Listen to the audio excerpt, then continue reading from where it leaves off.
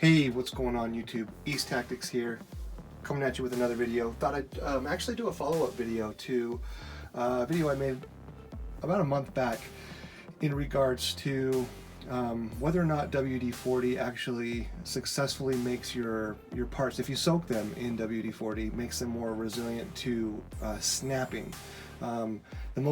The most prominent parts that you don't want to snap on your vehicle would definitely be the wing mounts back here. You can't really see the wing mounts because it's covered up by my wing right now, but also your front and rear bumper are also products that you don't want them snapping. You'd rather them take the blunt force of a bad landing and bend and cushion the blow of the landing rather than snap off. So as you guys know from my previous videos, if you've watched them, I actually, within about 5 minutes of each other, I managed to successfully snap the front bumper off my vehicle, and then like the next jump, literally I snapped the rear bumper. And it was a colder day, but it wasn't freezing by any means. I mean, it's springtime in Utah, so it's not like it was that cold. So anyway, here is so you're looking at half of each of the bumpers.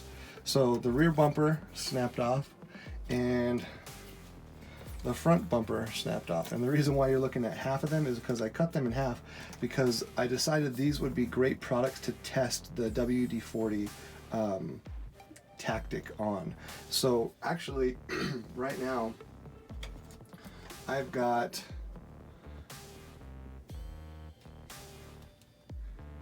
the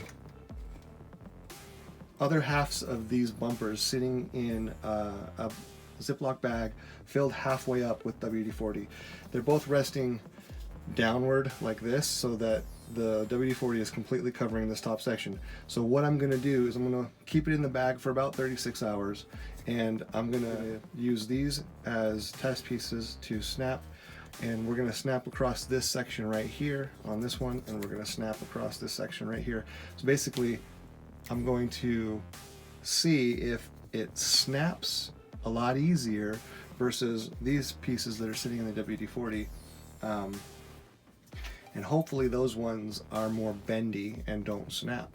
So, and the reason why I actually want to redo this WD-40 test is because the first video that I did on this, I had somebody make a comment because they noticed, and I actually didn't even really notice it, but the pieces that I was demonstrating the snap on one of them, it was actually bending on one of the holes, and so it wasn't really a perfect like side-by-side comparison of the two plastic pieces because one of them actually had a hole on that bend portion and the other one didn't. And so, and those were actually RPM, or no, those were actually the stock rear arms. So I think it would be really interesting though to test T-Bone themselves. Their plastics are a little bit different than RPM and also stock Arrma plastics. It's just, there's a different consistency to them, and so maybe these ones will take to the WD-40 even better than most or worse than most. We'll see. I will say though that the T-Bone product, as far as the bumpers go, at least the ones that don't have extra support in here, you can actually buy a higher grade T-Bone bumper that once you've installed it, you can like install like a special brace in here that lends another layer of rigidity and protection, probably against snapping. But these ones are pretty simple. They just kind of bolt onto the bottom and the front and back of the vehicle, and the point that snaps is this point right here. And what's really cool about T-Bone though, that I will say, is that you're looking at two brand new bumpers because I sent an email to them. I shot a photo of the damaged bumpers, and for free they send you a new one. So they've got, I mean, you have to pay $5 for shipping, which is nothing. So really cool. Shout out to T-Bone because they have a lifetime warranty on their products. So, and they do make quality front and rear bumpers. So, but this plastic is definitely a different consistency, or has a different feel to it than RPM. And so I thought I would pick up a couple of RPM bumpers, and this is the front bumper made by RPM. And I'm going to actually, instead of installing the T-bone bumpers back onto the vehicle, they're more so going to be backups. I decided to pick up the front bumper for my Arrma Kraton, and if you look, this plastic it's got a different shine to it, it's got a different feel to it, and to be completely honest with you, I think it feels I don't know, feels stronger. I don't know if it's going to actually be more resistant to snapping. One of the things I do like about this bend is it's more of a bend, a rounded bend, versus when you look at T-bone, it's more of a angular bend, and so the likelihood of that seam snapping is higher. Whereas this, the way it was actually formed, it's rounded, which I think is going to prevent or it's going to provide a ton more strength to that section and be resistant to snapping. So anyway, RPM does not make a rear bumper. However, this is going to install in on the front with this special piece kind of bolted in, right? However, I ordered 2 of the RPM bumpers and they're identical, and I'm going to also place this one on the rear.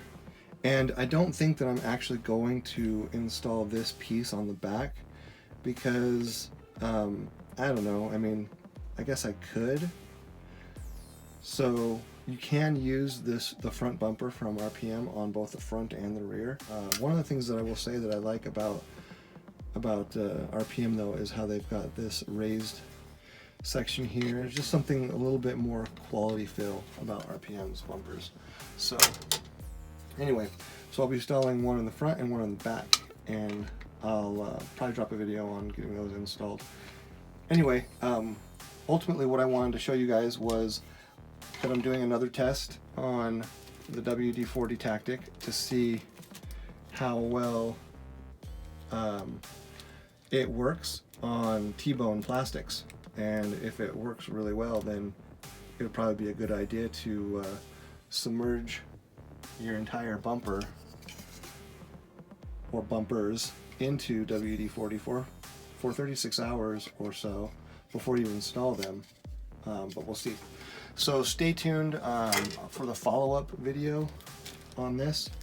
I'm gonna obviously be waiting another 36 hours before I actually film the next video.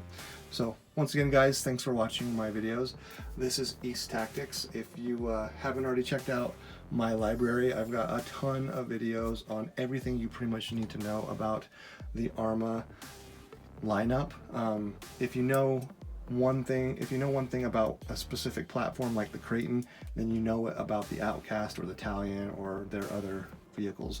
And Arrma is, in my opinion, right up there with the very top of the line RC car manufacturers. So anyway, stay tuned for the next video, and I will catch you guys next time. East Tactics, out.